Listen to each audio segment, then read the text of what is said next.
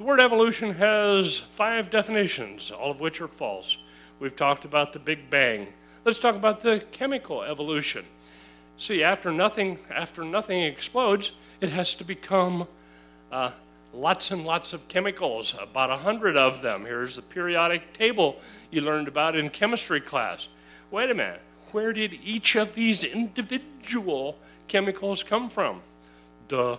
Hey, evolutionists, tell us where these chemicals came from.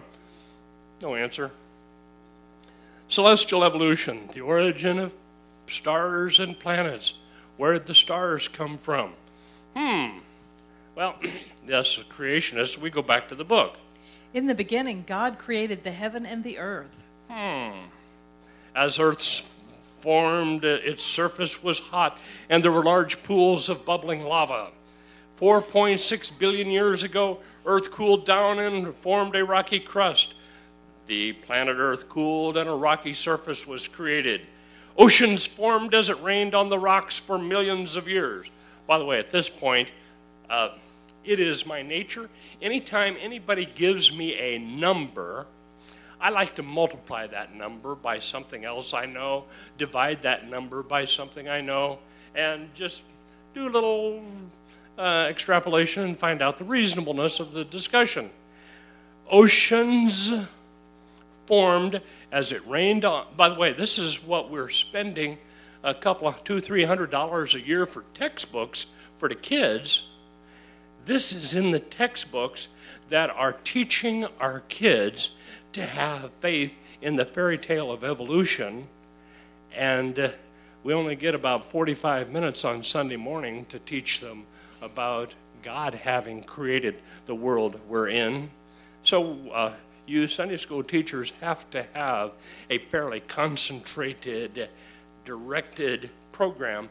If by age for first grade, your children are not capable of arguing with somebody that's got a bachelor's or a master's degree in science, wait a minute, we need to prepare our children for the combat they're going to have to do in schools, or we will lose our children to the evolutionary thought. Oceans formed as it rained on the rocks for millions of years. Millions of years of torrential rain created great oceans. Well, I looked up the definition of torrential, and the smallest definition I could find of torrential rain was 3 inches per day. Well, if you turn on your truth detector and you calculate, 3 inches per day is equal to a quarter of a foot per day. 91 feet per year. 1,000 in a million years, 91 million feet. In a million years, that's 17,000 miles deep, or 2 million years, 34,000 miles deep. But wait, how big is the Earth to start with? Oh, Earth. 8,000 miles in diameter, 34,000 miles deep of torrential rain. Well, wait a minute. Surely this is not true. Let's check back and see. The textbook says oceans formed as it rained on the rocks for millions of years. Millions of years of torrential rain created great oceans. Oh, let me talk about this Big Bang thing a little bit.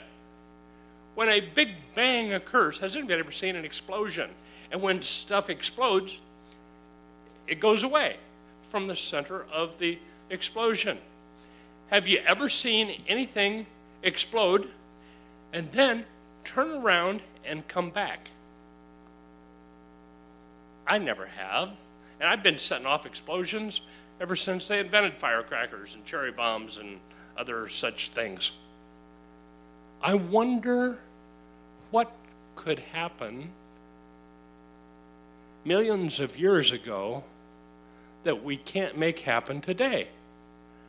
The evolutionist has faith that a lot of stuff happens that can't happen today.